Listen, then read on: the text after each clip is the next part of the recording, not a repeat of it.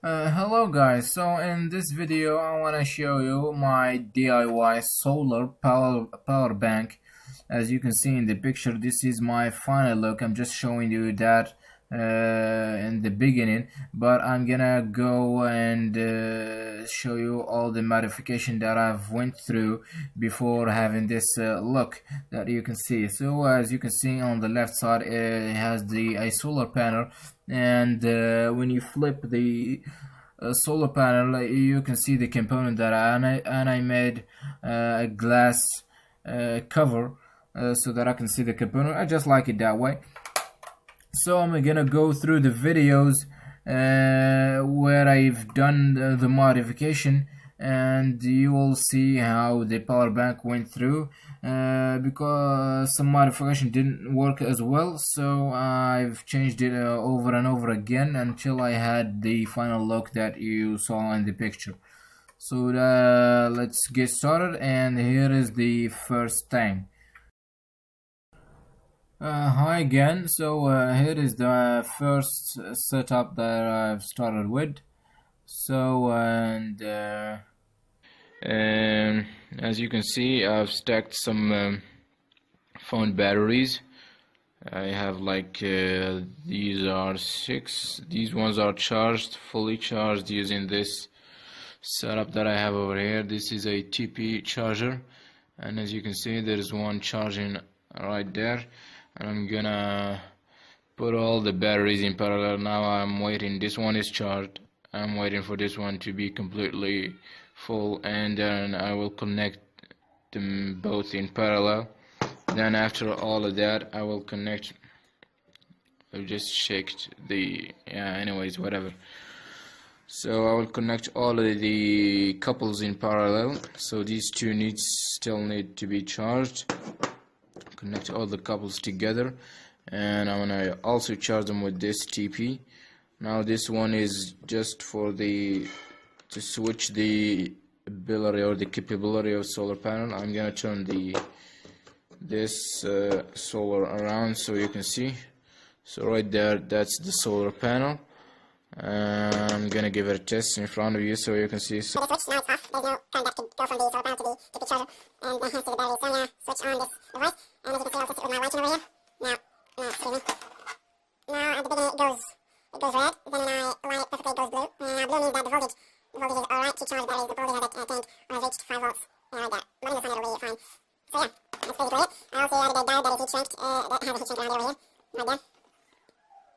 And the diode just prevents any current to go back to the solar panel. So I guess that's pretty much it. I'll finish charging these batteries and solder them all together, and then glue them over here and figure out how to put all this together. And yeah, also I'm thinking of using this board that you might see in another video of my power bank stuff to give me 5 volts, but now it can't go below 5.5 volts. I wanted to get to 5, but I couldn't. I'm going to check and see whether 5.5 is safe for devices like phones and tablets and whatever devices I'm going to charge. If it is, I'm going to check if it drops after connecting a load, like a phone or so.